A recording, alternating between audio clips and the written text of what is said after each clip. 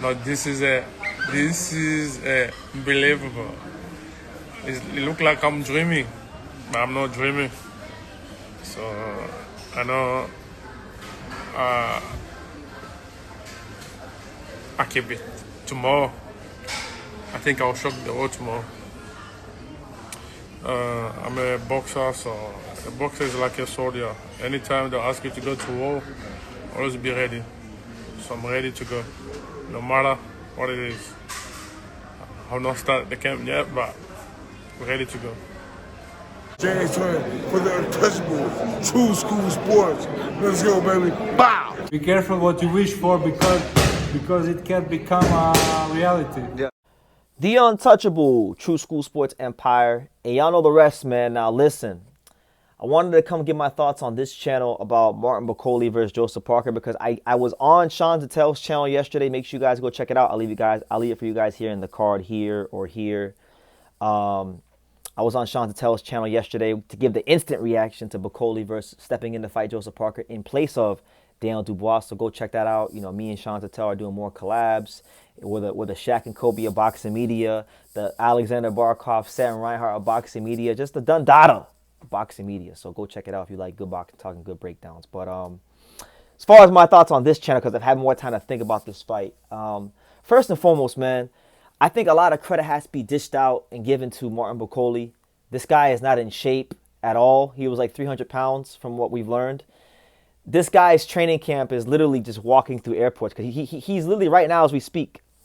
He flew from Africa, and then I think he flew to, I'm gonna say it was like Dubai or somewhere like that. And then so they couldn't even get Martin Bakole a direct flight. They couldn't get him no private jet. He's doing connecting flights to get to Saudi. He's gonna be jet lagged by the time he fights Parker. He's not even in camp. But as you guys saw in the beginning of this video, I think Bakole's mentality and his approach says it all about how a fighter should be.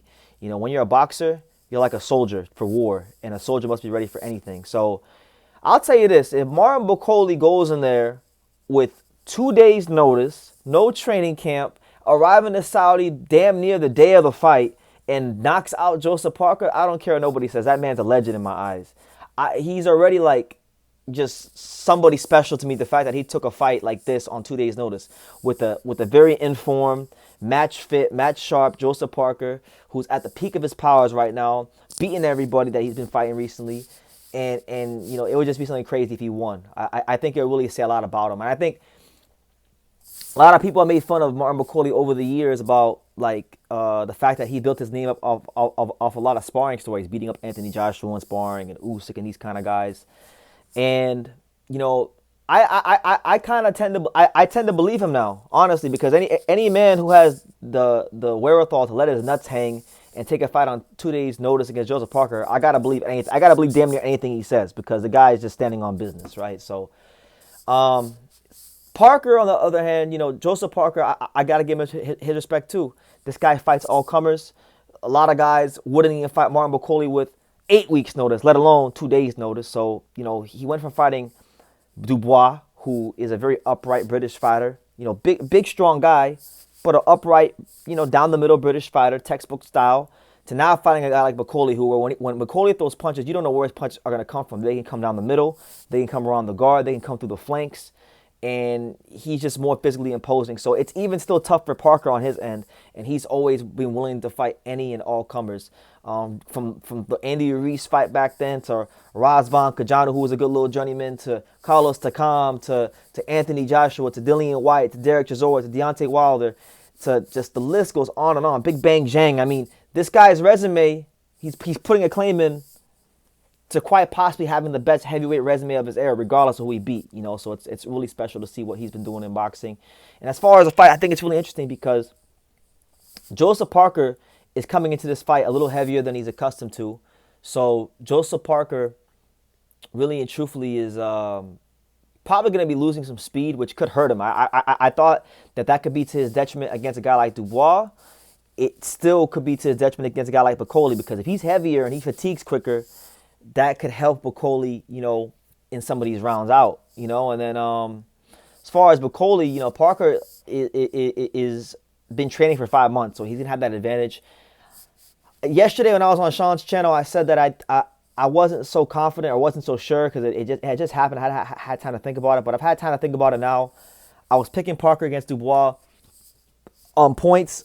I'm gonna still pick Parker here to beat Bakole by decision. I don't think it'll be a close decision. I don't think it'll be a close decision. I think he beats him in a competitive but clear UD. I think Bakole's gonna have his moments. I think he might even hurt Parker and put him on his ass once. But ultimately, I think Bakole not being in shape, I think Bakole not being fully match fit for this fight, it will come to bite him in the ass. And I think Joseph Parker will have the answers to outwork him to a decision. Parker has been in there with some of the biggest punches in world boxing. And the only guy that ever stopped him is Joe Joyce. And Joe Joyce stopped him because Joe had more of that accumulation power, which Bakole has, but I think Parker has gotten better since that fight under the guidance of Andy Lee. So I respect the hell out of Bakole for taking this fight. If he loses this fight, nobody should even hold it against him. What other top 10 heavyweight would have the nuts to have the wherewithal to let the nuts hang like this on 2 days' notice against a guy like Joseph Parker? Not many, if any, you know. So he deserves all the credit in the world. I won't hold it against him if he loses, but I'm definitely gonna give him all the credit in the world if he wins. So he's playing with house money right now. It's on Joseph Parker. I think Parker, the pressure's really on Parker to win this fight and to continue the gravy train rolling. And the craziest thing about it is, like, you look at Bakole and his lone loss, it was to Michael Hunter. And Michael Hunter is a smaller heavyweight, you know, kind of uses his speed a lot more.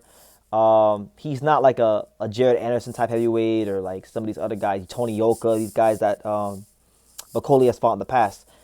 With his experience, his know-how, him being a smaller heavyweight, him being a durable heavyweight, the ability to put together combinations and fight with speed rather than just brute force.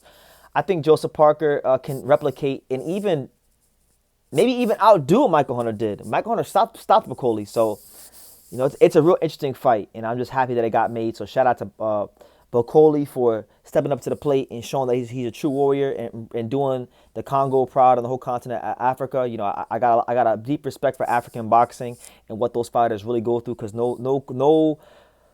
are no fighters from anywhere else in the world that have more odds stacked against them than the African fighters. So I always respect the hell out of them when they step to the plate and they show what they're made of, like Bakole is right here. And then shout out to Parker for taking the fight on 2 days' notice with Bakole, because a lot of guys wouldn't even fight Bakole with 6 weeks, 8 weeks, 9 weeks, 10 weeks, 15 weeks notice. So you just got to respect both these guys. And I think it's, to me, Madrimov and Ortiz, to me, is now probably the most interesting fight on the card, but I would say this is a very close second. This is a very good fight, ladies and gentlemen. So looking forward to it. It's the speed and the know-how of Joseph Parker versus the African power of Martin Bakole. Great style matchup. Two great warriors of the heavyweight division.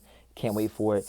Leave me your picks down below, guys. Do you guys think Martin Bakole can do the unthinkable and beat and knock out Joseph Parker on 2 days' notice? And if he does, if he knocks out Joseph Parker, or if Parker beats Bakole, do you guys think the winner of this fight should be fighting for the heavyweight title next? Leave your comments down below. Make sure you guys take the time to subscribe. And like I say in every single one of these videos, you can love me or you can hate me, but I'm just a kid from Daniel. So until next time, take care, guys. Thank you for watching another video on the untouchable True School Sports Empire.